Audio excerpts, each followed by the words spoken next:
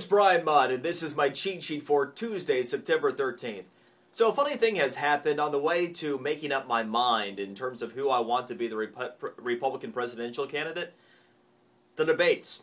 And the interesting thing is, seem to be learning quite a bit about these candidates that even I, who tried to pay a lot of attention to this stuff and have known most of these people and their histories for a while, you really start to get a better idea about them and also about how they handle themselves in a debate setting, which will be where the final decision is made on who will win the presidency, ultimately who will be sitting aside from Barack Obama in that debate and how they'll be able to handle themselves.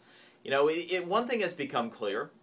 Rick Perry and Mitt Romney are going to go after each other. Mitt has certainly been more aggressive on Rick Perry of late. And the funny thing about Mitt is, while a lot of his policies and plans and his 59-point plan are things I can get my arms around, he actually is showing himself on economic policy to have given credence to President Obama's idea that those that make $200,000 or above, or families that make $250,000 or more, should be treated differently in the tax code and taxes on investment. That happens to be a view that I don't share. Meanwhile, you continue to see Rick Perry's social side might not be as conservative as many had thought. Now, this is something I've talked about a little bit here and there. That Rick Perry, while he has been given credence for being a social conservative, mainly because what people know about him outside of Texas is that he prayed openly in public, he actually doesn't have the most conservative record on social issues, none the least of which is immigration. That showed itself last night. Meanwhile, Rick Santorum's out there in the periphery. Ron Paul continues to be a person who makes you go, oh, wow, did he really just say that? Ron Paul, love you, but not so much. Ultimately, what it gets down to for me, Michelle Bachmann, I think, had a really good night last night.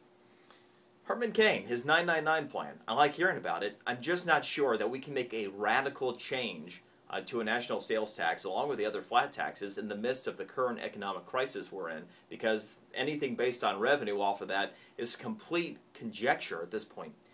The one person who, last night in particular, and really for the last two debates, made me think that they have more command of the issues than anybody else right now, guy that had a contract for America, Newt Gingrich, I thought had a tremendous night last night. And the funny thing was, my wife Ashley, and keep in mind we're actually both undecided at this point, but she said, gosh, I find myself wanting to vote for him. It's a funny thing. In terms of having command of everything that's going on from a policy standpoint, Newt Gingrich actually might be the smartest man in the room. In fact, I think we probably all know he is, whether or not we agree with these policies. It'll be interesting to see, after what I thought was a very good night for him last night, whether he gains any traction in coming days. Meanwhile, we did receive some more bad economic information yesterday on a couple of fronts. One is not a surprise at all. Economic growth. Economist, the sum of all of the parts of Economist reports has downgraded the U.S. economy's growth rate for this year down to 1.7%, most recently at 2.8%, and downgraded it for next year to 2.3%. That was down from 3.2%.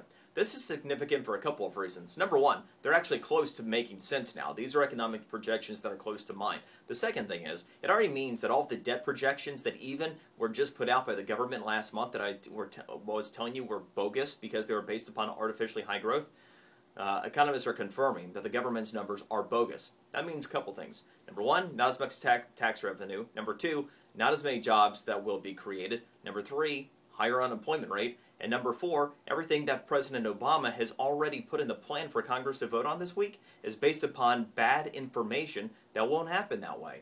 That's a huge problem. And it doesn't matter what your political stripes are. The bottom line is you can't fudge economic growth numbers, projecting them into the future, to make them into something they're not. That's the reason that the president has been dead wrong on economic policy for the past 3 years. If his growth rate was right, everything else he said would have taken care of itself. Because it was so far off, that's why the economy is where it is today.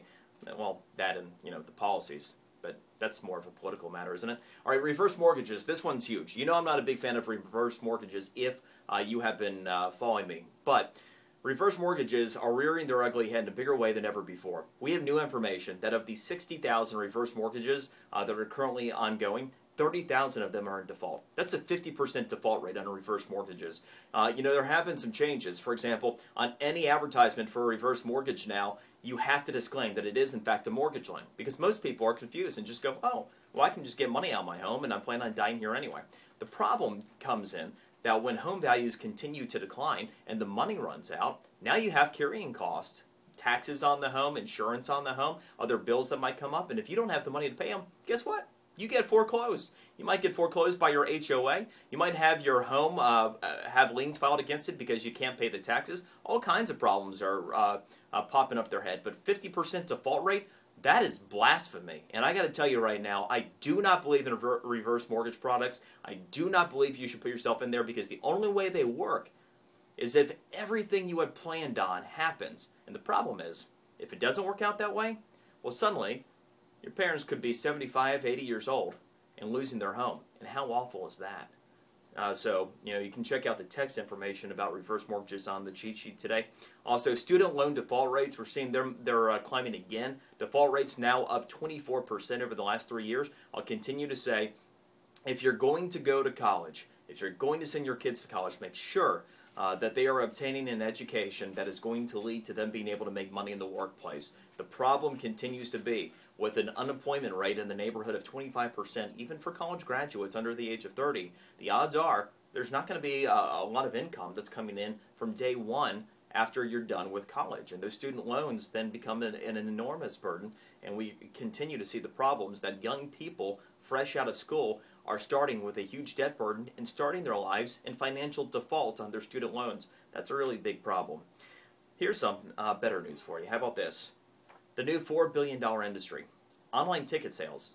There's a little scalper in all of us, I suppose, but resold online tickets now account for $4 billion per year. That's pretty staggering. And Angry Birds, they sell 1 million t-shirts and toys every month. There's more than just a video game, and there's also a marketing lesson in there for all of us. All right, that's the cheat sheet for today. We'll see you tomorrow.